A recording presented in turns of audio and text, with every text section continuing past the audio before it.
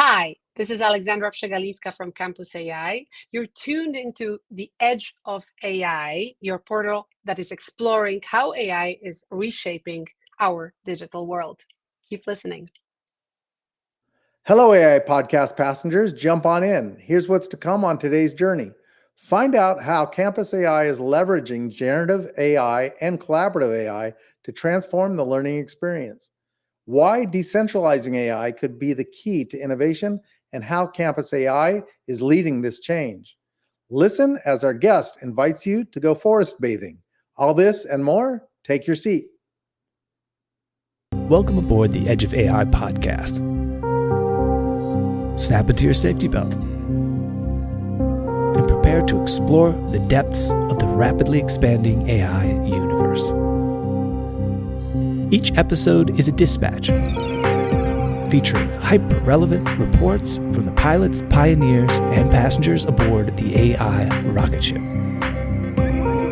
We explore the latest use cases and developments in AI, hear from experts building tech, and learn how this disruptive force is transforming industries and society.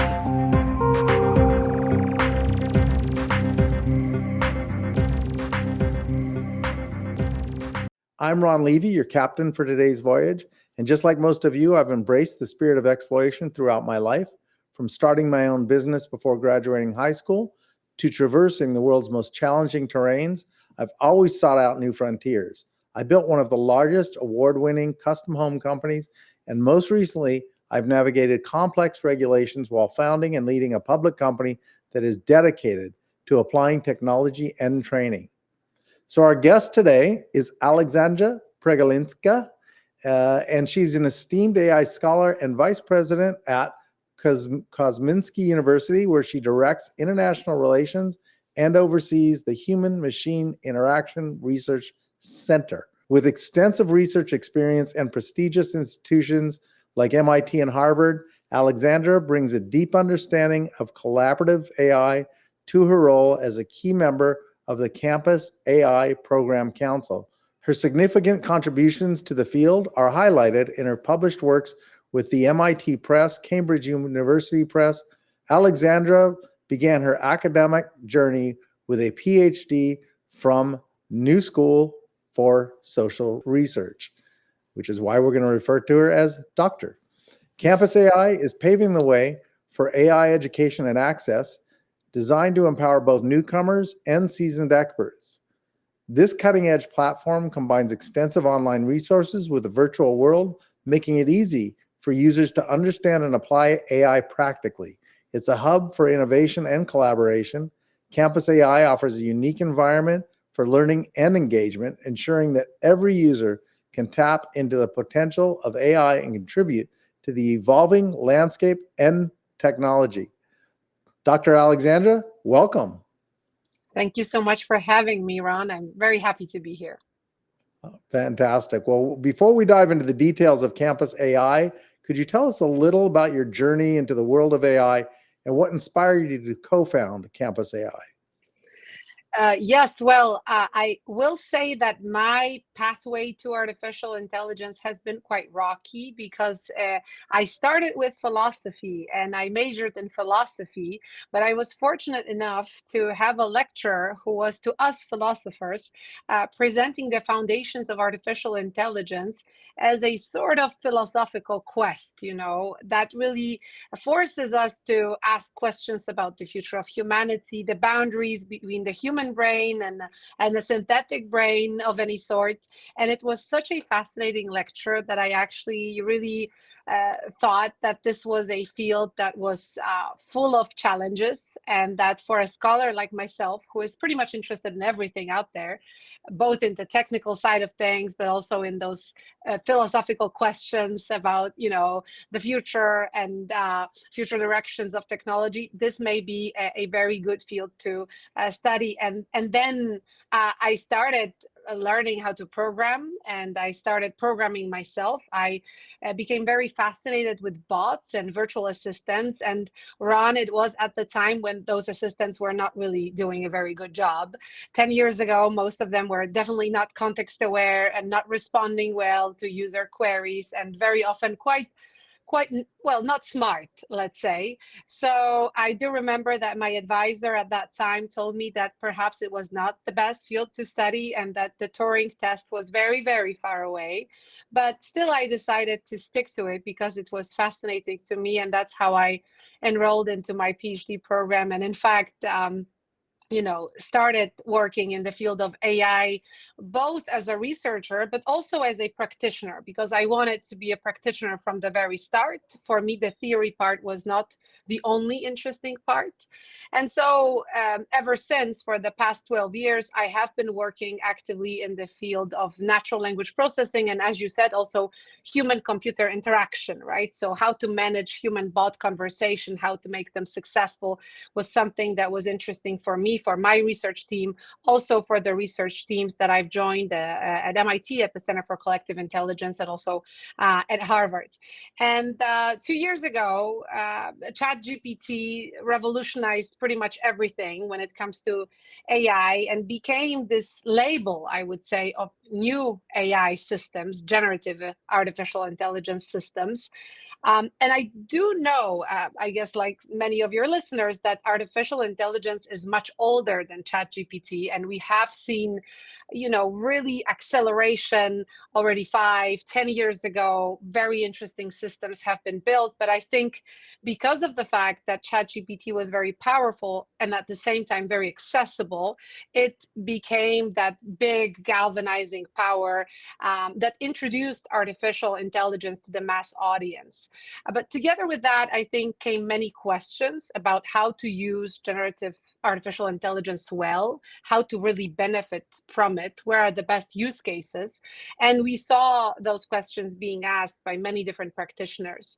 And this is something that motivated us to start Campus AI, which in fact is a learning platform, a platform to learn about generative artificial intelligence in a very basic way, but also in a very advanced way, to learn how to prompt, again, in a basic way, but also in a very advanced way in order to control the system so that it gives you really the output that you need. And we did notice that this sort of education that is kind of wholesome in the sense that it teaches you about AI and generative AI and the place of one within the other, and also shows you a practical potential of this technology is very important, because together with this big AI revolution came also a very big frenzy, and to some degree also information chaos around artificial intelligence. Is it a good technology? Is it a bad technology? I think 2023 was a year of many polarizing discussions around artificial intelligence. So you did see growth in terms of AI algorithms and their capacity, their complexity, but you also saw many scholars, many people expressing concern around artificial intelligence. And I think it is very important to provide high quality education on this topic in order for people to be less scared of artificial intelligence and more excited about it, and also to use it in a more and more advanced way.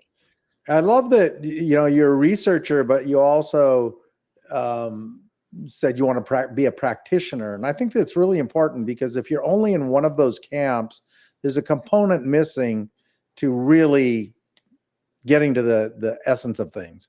So I love that you do that. You also mentioned collaborative AI. Can you speak to that a little bit? What do you define collaborative AI as? Collaborative AI is in fact a paradigm within artificial intelligence that hasn't been explored, I think, enough. It's a paradigm that tells us that artificial intelligence is our tool and should be designed in such a way to serve as a tool for humans, to enhance their productivity, perhaps to make their work also more satisfying, to help out, right? So it's a technology that should in fact, collaborate with you. And, there is a whole concept, there is a design around collaborative AI, how to build such systems, right, to make them more, in a way, personalized to your needs, and to make them more collaborative, in fact, right? So to make them work with you as your sparring partners, as your assistants, or in whatever other capacity or role that you see them in. And this whole paradigm comes from robotics. I think that is very interesting, and not many people know that, because in robotics we have cobots. So bots or robots, actually physical systems that were built in order to work alongside humans, for instance, in factories, where it's a matter of safety also. That their communication between the human and the machine and their collaboration actually is smooth, right? And that the machine reads human intentions well and can effectively work alongside human. And a good example of that would be also a robot. I have seen examples that were similar to the one that I'm going to provide right now, but it's kind of, I think it's embracing the whole concept of collaboration very well. So imagine a robot that works together with you and adjusts to the pace of your work. And it can also work a bit slower because you need a break, right? Because you're a human and you need a break. Then I think this is very, very important.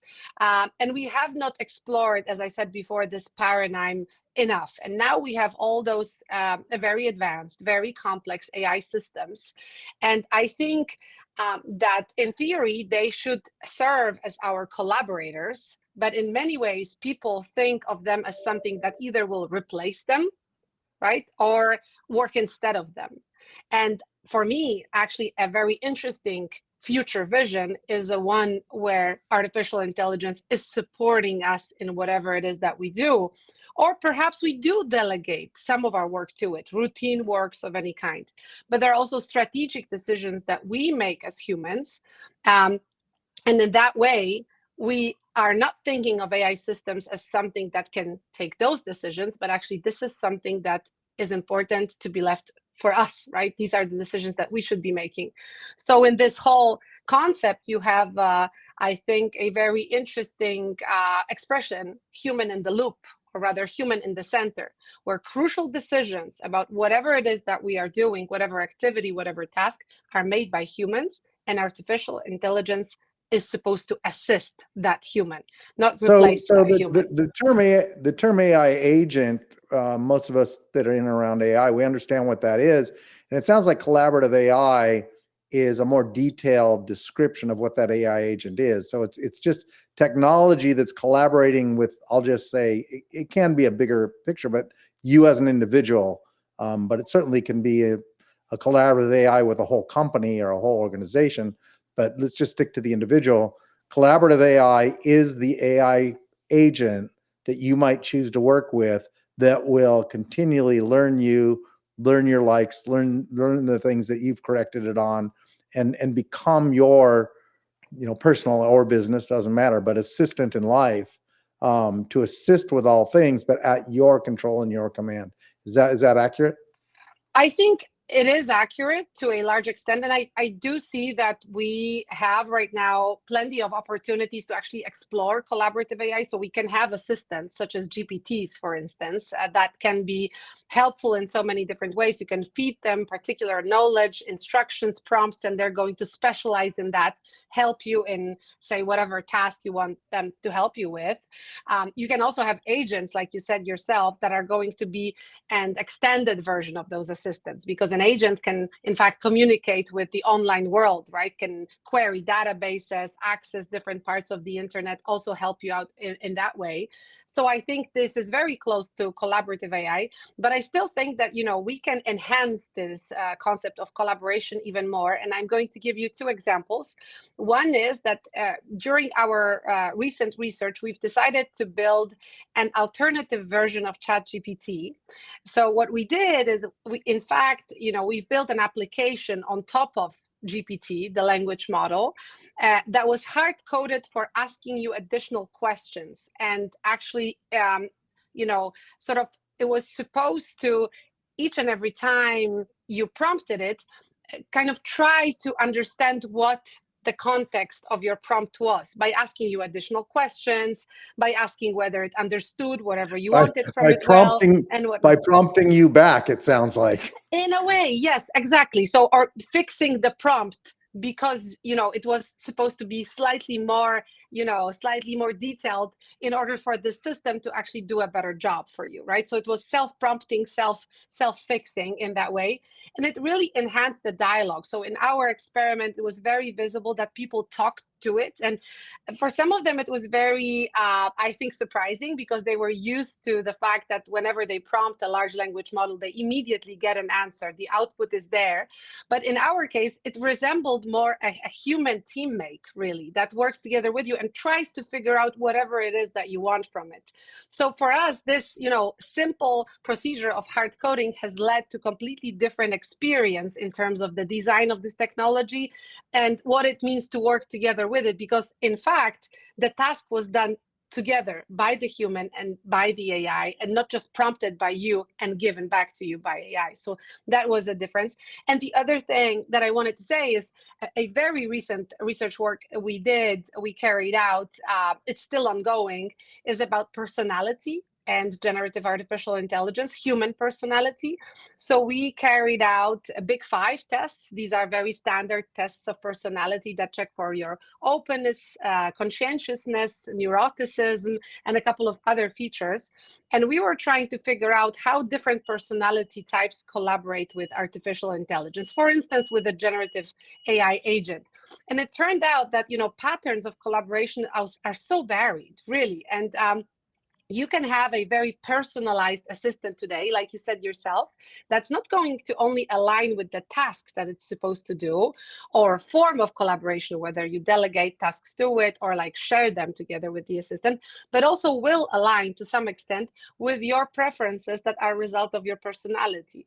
It turned out, for instance, that people who are slightly more neurotic prefer to treat an assistant as a proxy to the rest of the team, right? This is their preferred place for artificial intelligence in the whole set of activities that they're doing. And people who are extremely conscientious would not allow artificial intelligence to do anything instead of them. They were just trying to kind of control each and every process, regardless whether it was a routine process or something more creative or strategic. So I think these are very interesting takeaways because we really can have now very flexible, personalized assistants that can work together with us. And this is what collaborative AI also means to me. So if we go from there into marketing, AI within marketing is certainly changing the industry in many ways. But Campus AI, how do they integrate AI into the marketing strategies, and what benefits does it bring to the learners from your platform?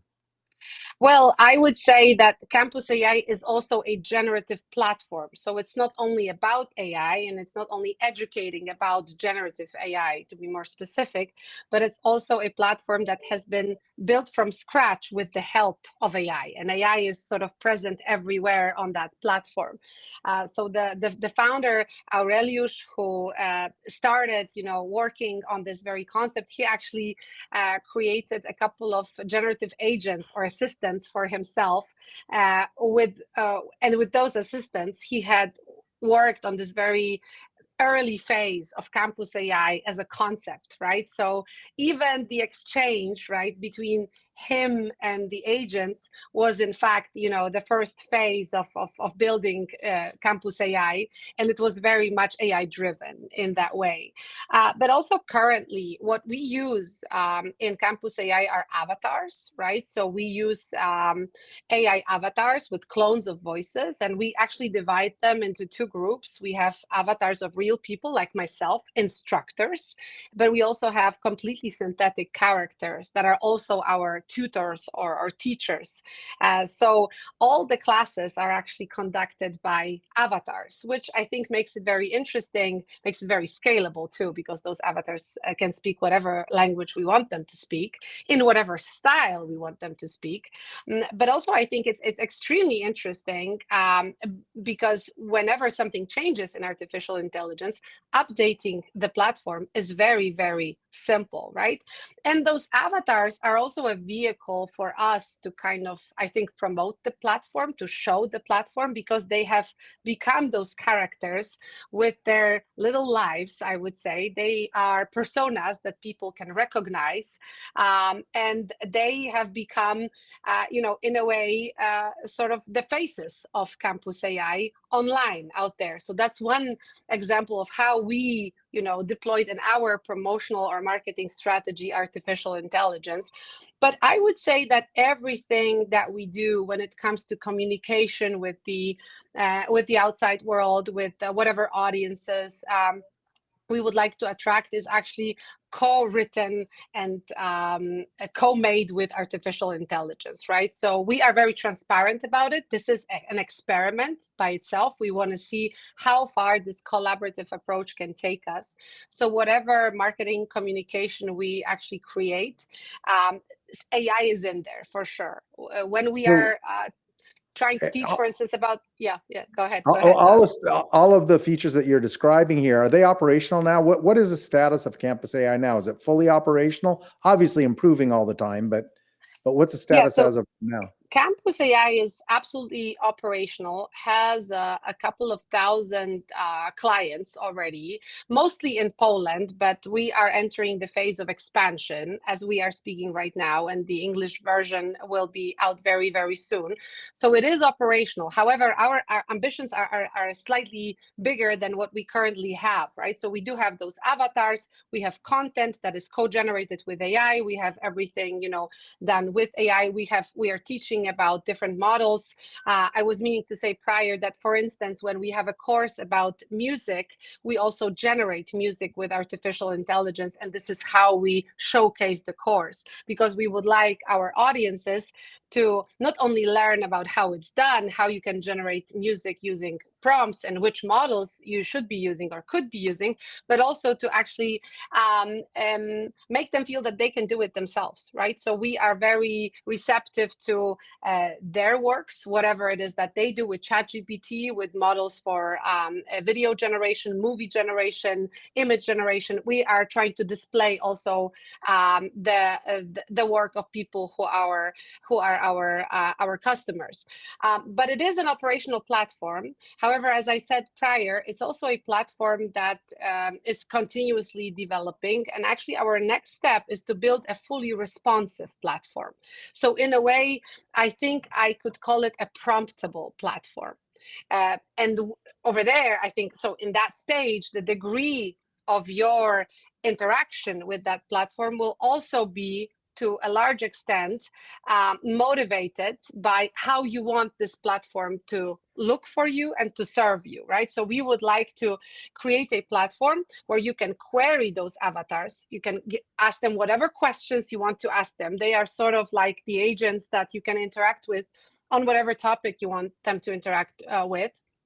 And also, we want the platform itself to personalize itself according to your preferences, right? So it's not just something that where you are a passive customer and you just see whatever feed it is that we've constructed for you, but instead we want this platform to be very different for each and every user, not in the way that social media work, but actually in a way where you actively prompt the platform, and then the courses are, designed, built, shown to you in a way you want to see them and experience them. So another thing I really found fascinating is your innovative organizational culture that you talk about. So Campus AI, can you elaborate on how your platform embodies Web3 culture, which a lot of listeners this probably understand what that is. Then there'll be others that don't yet. I would think over time, Web3's best friend is AI, because it's going to make it far more functionable. But what's the impact on your community in regard to a sort of Web3 culture that you've embodied? So I think this is a great question, because Campus AI, the strategy behind Campus AI and also its expansion was not to create a global product that would be the same for everyone, but rather to create local hubs right? So local communities of innovators who want to work with AI, who want to learn about AI and teach others about AI, and sort of build that ecosystem together using the tools and the frameworks that we can provide for them, right? Those avatars, they're all obviously something that you can change. You can replace one avatar with another, but the framework is sort of there, and the content is also already there. But I think our concept was to really grow it in a way bottom up, where you have a local community that would like to launch Campus AI. That this is something that we can certainly offer.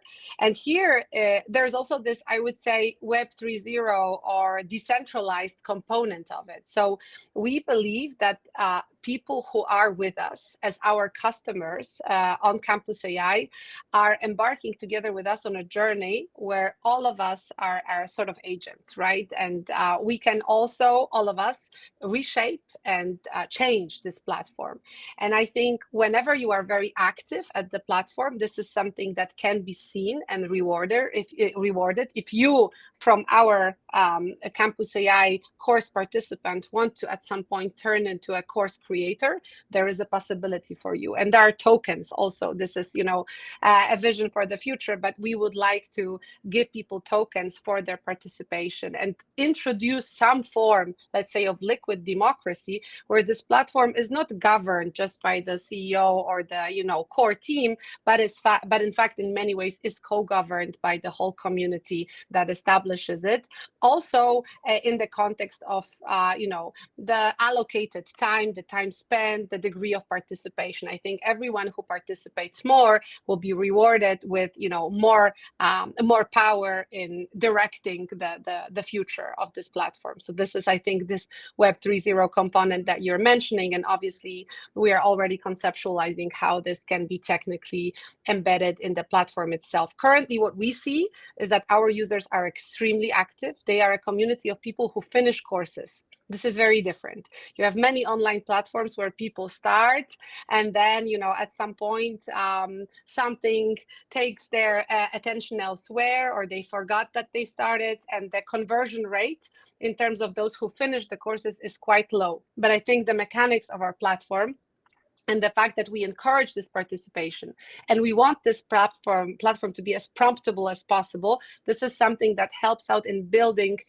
bigger engagement. So yeah, this is our vision for the future as well.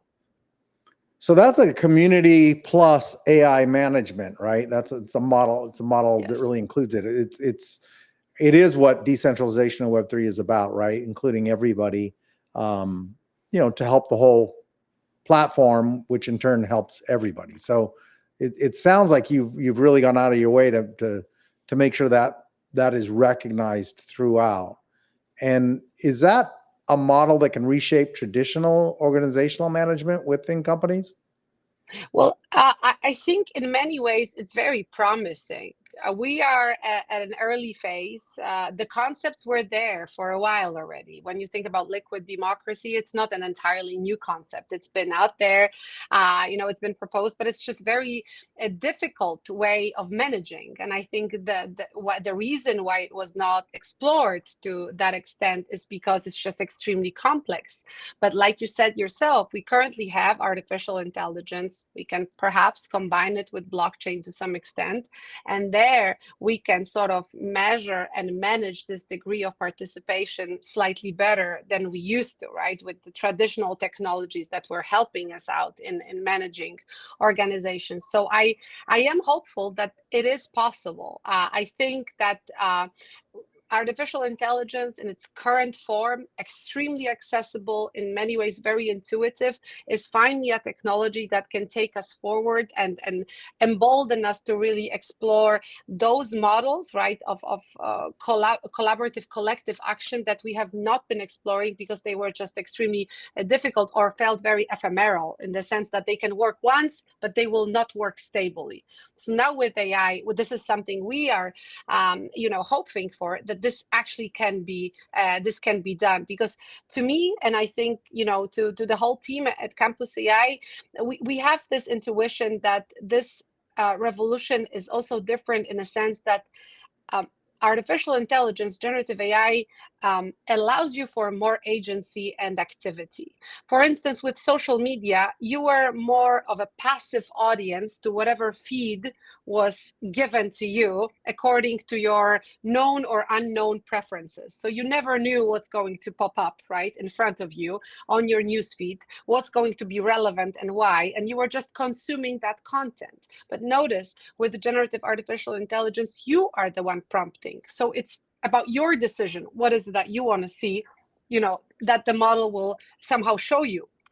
And I think this is a change, and it's a change that can also help in building more participatory management culture. So in light of that, how do you think the role of traditional managers are going to evolve in a setup like you just described?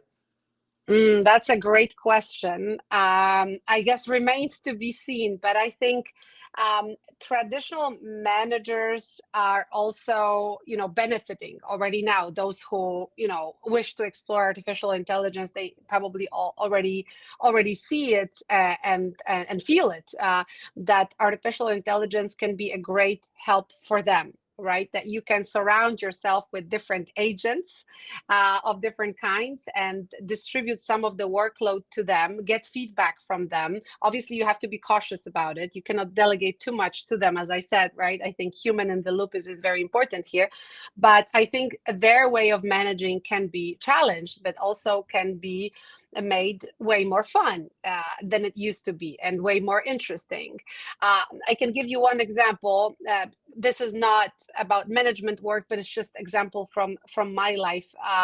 I recently published a book together with my co-author, Tamila Triantoro. We are both data scientists, and we wrote a book about collaboration with artificial intelligence, which was actually written as a collaboration with artificial intelligence. So we wrote the book together with 4 AI agents. And we've explored, different patterns of how to write that book. The first idea was to generate the book and then try to edit it so that resembles something that would be, more ours, or at least we would feel that it's more of our contribution, and that didn't work at all. So what we did instead is we wrote a book from scratch, and then we decided to enhance it with artificial intelligence. And we were still kind of in charge. It was our input, but the agents were supporting us in generating interesting ideas for titles of chapters, or reorganizing the content of the book, fixing our style to make it more accessible to wider audiences. The most interesting agent was actually our critic, that was given one prompt, and the prompt was, you don't like this book. You are an experienced reviewer from this and this, publishing house, and you just don't like this book, and you have your reasons not to like it. And then, we would send the chapters, chapter by chapter, to that critic, and the critic would actually provide very interesting and insightful criticism to us, right, to our work. It was a sort of, a very interesting feedback loop that I think in many ways elevated the quality of our book. And my experience of writing this book, and I think also our experience at Campus AI of working with the agents to come up with the concept of Campus AI in an iterative process, I think to a large extent illustrates the change that managers will also see in their work, right? Where they can open themselves up to working with AI, but they also have to figure out how AI can be working effectively with their teams that they are managing. Where's the place for artificial intelligence? Is it a role on the team, or is it an assistant to the whole team? I think there are many very intriguing questions here to ask that the managers, if they still want to continue being managers, have to sort of ask themselves, right, how to incorporate AI in a meaningful way to the organization, to their own work, and also to the work of people that they supervise. So I have to tell you, it reminds me of there's someone I know very well that is a manager, and when he's addressing his team now on Zoom, he actually in the background types into AI. If he comes up with something he's trying to get across, he actually types it into AI, and I don't know exactly what platform he's using, and he says to it, give me a 2-line punchy example that will get this point across. And he's in a live meeting, And he comes up with these zingers that are amazing through this process without his team really knowing that he's doing it. And that's just a small example of an assist to the manager to get more powerful outcomes. Yeah, I fully agree. And I think it's very good to start somewhere. And this is a very interesting and good use case. The use case that I provided was more of a, I would say, an advanced role for that model, because perhaps not everyone would actually welcome feedback from artificial intelligence like we did, from the critic that we've created.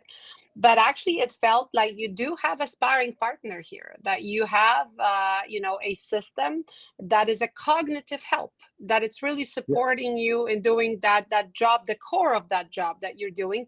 And this is a feedback that you need, that is useful, and that perhaps none of your friends would provide because they never have time. And so to me, there are so many different modalities in which AI can be introduced also into management. And the example that you gave is I think in many ways so great, because it's simple and it's very actionable. Yeah, and I do like the critic thing. I've always been, I've always had a belief that it's more powerful in life to be the question as opposed to the answer. And a lot of what you've described with Campus AI is getting more questions and asking more questions. Yet you're able to do it in real time, and your critic agent is just phenomenal. You're only going to get better by listening to that, and to be able Yes. to have a personal critic assistant, I'll call it, is a dream. It's an actual dream. And I the way you guys utilized it, I think, is truly fantastic. And I, for one, will be, what is the name of the book? Converging Minds, and it's published by Routledge. It just came out on pre-sale currently. It's going to be out in in bookstores. I'm assuming around mid June, so very very soon. But I can also tell you that we utilize the same strategy at Campus AI, because Campus AI, when someone visits our website campus.ai, what you will see is a building. Actually, it's a building. In the future, we hope it will be a metaverse building that you can actually roam and visit different floors. Currently, it's a building because it's supposed to resemble an innovation hub and a school, sort of at the same time. And on different floors, you have different things that you can actually do there, right? On one floor, we have this prompt crafting school. So it's a school that is focused on good prompting, from the basics to more advanced strategies of prompting, like I said before. And on another one, you have a maker space. And in that maker space, we want to display the works of our students of Campus AI, right? Be them visual works or movies done with AI, or, sound bites or whatever it is that they've done, or pieces of code. But the third floor is called AI Gym. And actually, this is a floor for reskilling. And here, what we've decided to do is introduce agents and assistants that can first diagnose, on the basis of what you've done so far and your walk of life until now, what would be a very good reskilling strategy if you want to jump into that AI world that you have not known prior. And we have a couple of different options for different people, with different backgrounds. And obviously, we are expanding that, but there is a tutor that is an AI tutor. It's in fact an avatar, right? That is helping you out in figuring out what would be the next good step forward if you want to reskill and enter this AI space. You can be an AI developer, architect, you can be an AI ethicist, right? And there are different courses that you can take in order to actually learn about that a bit and to reskill yourself. But also that agent is your evaluator. So for instance, if it doesn't seem to be working very well for you, and the pace of your coursework and whatever it is that you're doing on the platform is not too fast, or it sees that the progress made is not really satisfying, then it can suggest for you a different pace, or also a different reskilling strategy. So we have used that critic just as a tutor and assessor sort of your work in a way, but it's the same concept as the critic. It's supposed to give you feedback about how you've been doing so far, and if that really works for you. It enters a dialogue with you. It's not something that is supposed to, dominate the discussion and give you the best answer on what to do, but actually it's supposed to enter a conversation with you about whether that reskilling strategy is actually working for you and if the materials provided are also working for you. So I look at this like we've covered a lot of ground horizontally as to all that Campus AI does, all that generative AI is enabling Campus AI and the whole world, quite honestly, to grow and do different things. In regard to education itself, it's already changing it. I have one example. I probably won't mention the company's name, but traded on the New York Stock Exchange. It's a traditional educational company. Market cap was $600 million range. And over the last, I don't know exactly when, but say the last year since ChatGPT brought AI to the masses, its value is down 95%. And education changed overnight for a lot of private companies that supply education, less so for most universities and college, although I believe it's changing, but not at that pace.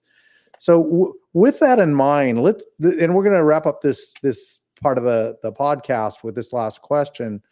But with that in mind, if we look at Campus AI, let's just say 3 years from now, not that long in traditional world, but a long time in AI generation. If we look at Campus AI in 3 years, who's primarily using it? Is it institutions? Is it individuals?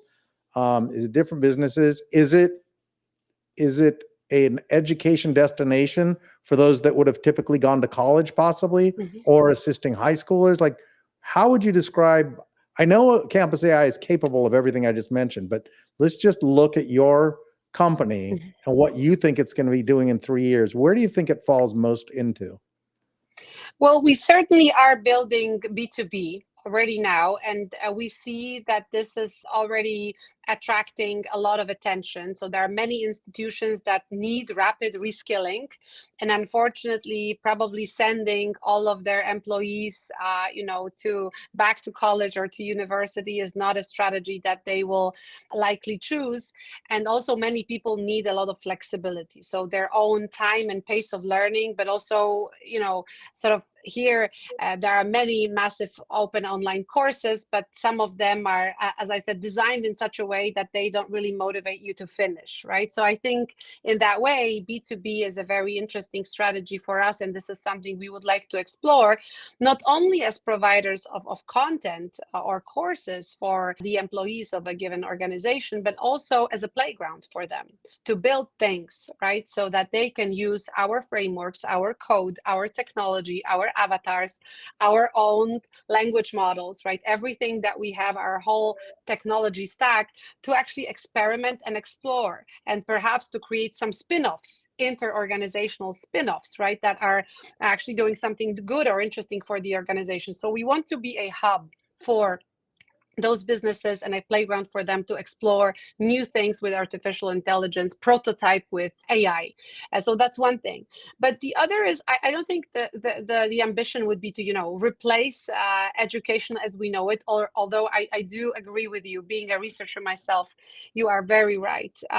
Traditional education is very much challenged by artificial intelligence in a negative way, but also in a very positive way. So for me, I have a daughter. I think her education, to a large extent, is very theoretical, particularly the one that she obtains here in Europe and in Poland more specifically. And I think ChatGPT really challenges that concept of theoretical education and just tells you, hey, this is not going to work. This is just fiction. You have to teach these kids and verify knowledge in a way that's going to be meaningful, right? Because otherwise they can simply go back home and generate their essays or whatever homework you assign to them. But on the other hand, you have so many opportunities for the educators. They can personalize the teaching. The example that you gave of a manager who's actually, figuring out what to say next with artificial intelligence, the same could happen to a teacher that can now present the same task in multiple different ways to multiple different students with different talents and different competences, So I think there is a very good possibility, a very interesting possibility possibility of using artificial intelligence exactly for that purpose. So coming back to the question that you've asked, I don't think we want to replace education. We would gladly partner, and we're already doing that with Kosminski and probably with a couple of other partners.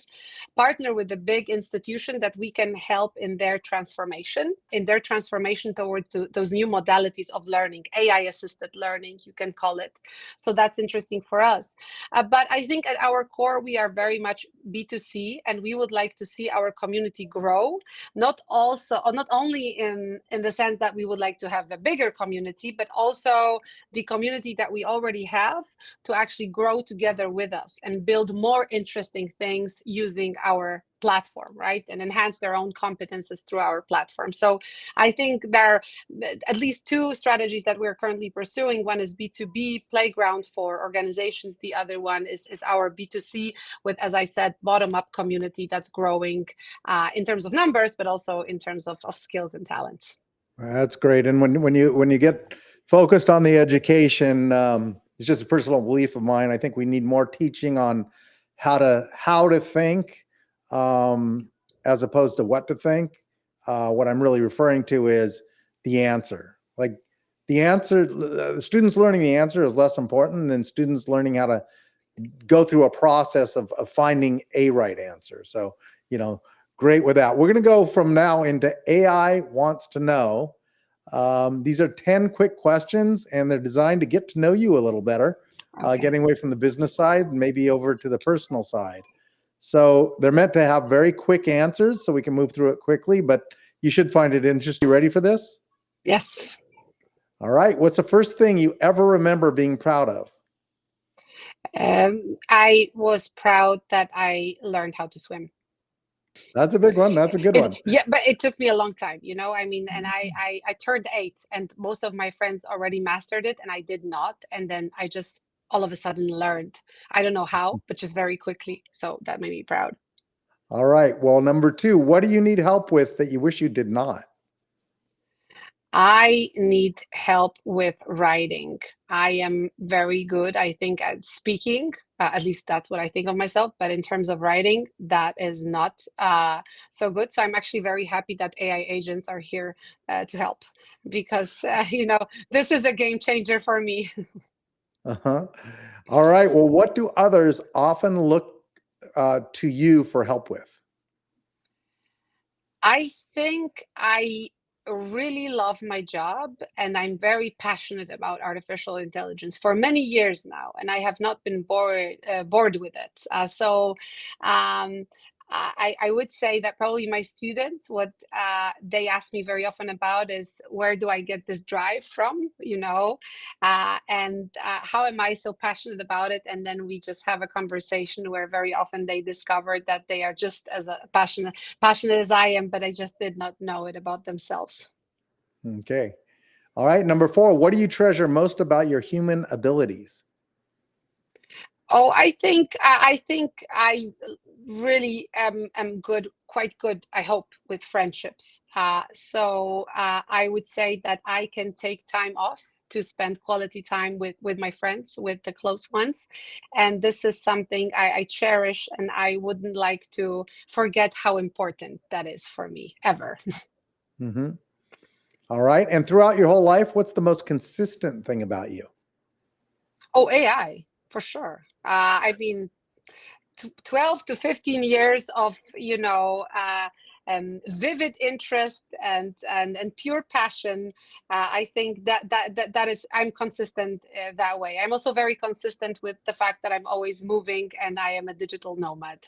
That is also quite consistent about me, but that's all about change. So I would say AI is probably number 1.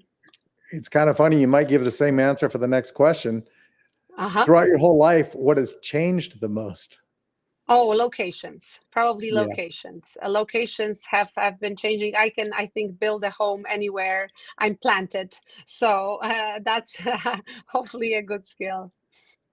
Hmm. And what is it that you find strangest about reality? I can respond in a way that will resemble Elon Musk's, concepts that he utters every now and then. But I will say I have this projection, or I have this suspicion that it is a simulation. Mm-hmm. And this Yeah, suspicion grows in me every year. So yeah, I will say I have this suspicion that it's a simulation. It's a great simulation, and I'm having a great time. But every now and then, I just feel, hey, this is not. This is a matrix. So you know that feeling we get sometimes in life where you feel totally and completely alive. It usually just comes on you. So when do you most recently remember having that feeling? Very recently, we together with friends, we went for I guess the Japanese notion for that is forest bathing, right? So you take a deep dive into a forest and you roam freely in a beautiful old forest, and you smell it, and you breathe in, breathe out, and so that has happened to me 5 days ago, and I really enjoyed it. And can I ask where that was? That was actually in Poland. That was in Mazury, and Mazury, or Mazuria, as you can also, I guess maybe say it in English, is a region full of lakes, post-glacial lakes here in Poland. There are 1,600 lakes in a very small area. So, and there are also beautiful old forests surrounding those lakes. So it's a pretty majestic place, and I always like to come back there. And this forest bathing is something I would recommend to anyone. There are beautiful forests also in the US, so many of them. I remember forest bathing also in Massachusetts, so that can be done anywhere. The more time we spend in front of a computer, the more we need to get out in nature. What is your most unique trait? Very energetic. I think I'm very energetic, highly energized. Every day I wake up and I'm ready to do things. Although that is something that I think is very different from the majority of Polish population, because people here are not as energetic. That's not a typical trait. People tend to reason about things and take things slow.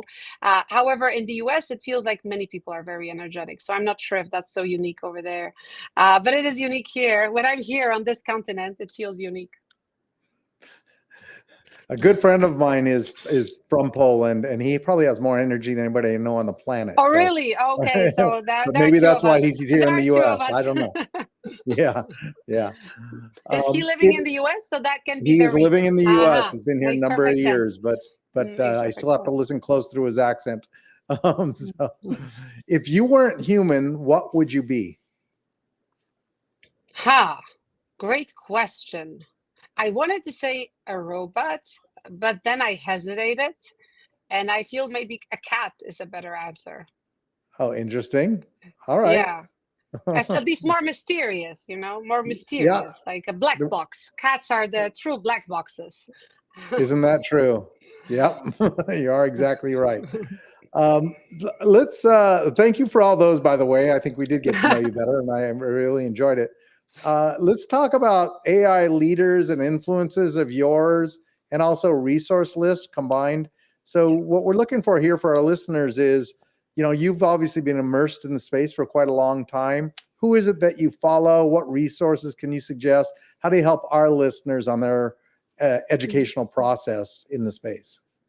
Well, I will say that I really love Hard Fork. Probably I'm not the only one that mentions it, but I really thoroughly love this podcast about generative AI. I think it's really well done, and in many ways it's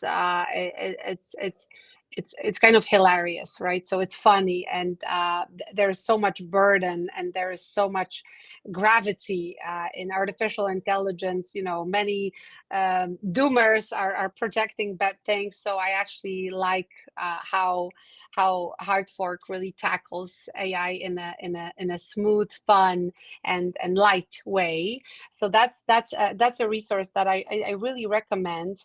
Apart from that, I think Max Tegmark from MIT is a very inspirational figure. So I'm following him on Twitter, and he has worked so much on explainability of artificial intelligence. He does express doubts about the future of AI, but I think it's done in a very reasonable way. And it's not meaning to scare you, and it's not meaning to actually somehow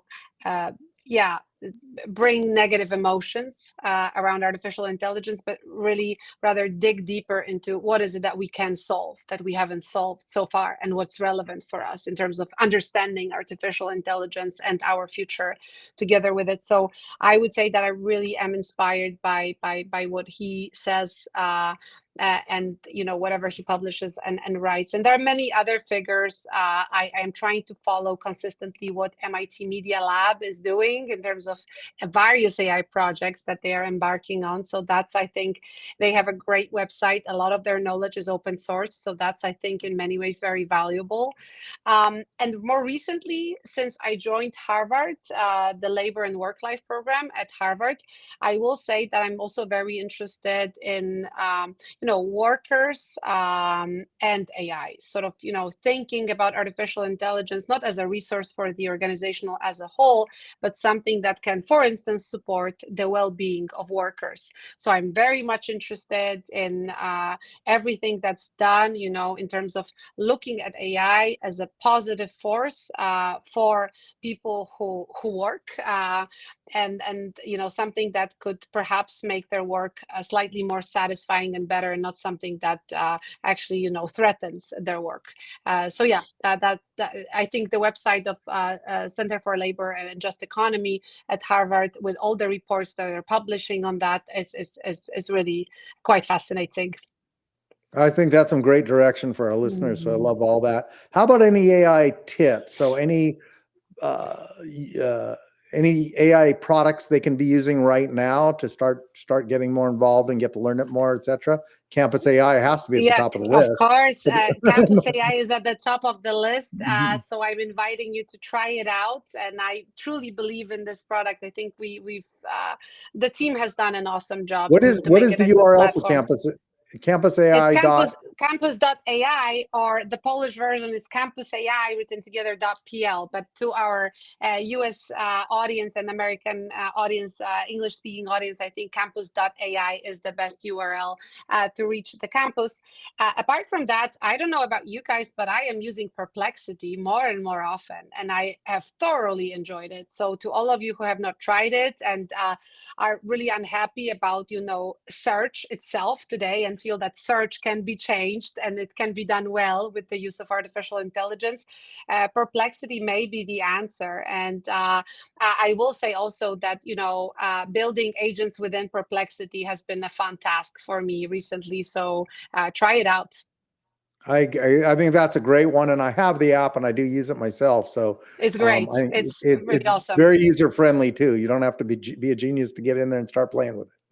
So I think that's really good. But it's also very explainable in the sense that it provides you the resources that it has used to give you that definition or whatever concept you were looking for. So to me, that is also kind of an ethical approach to artificial intelligence, and I value that.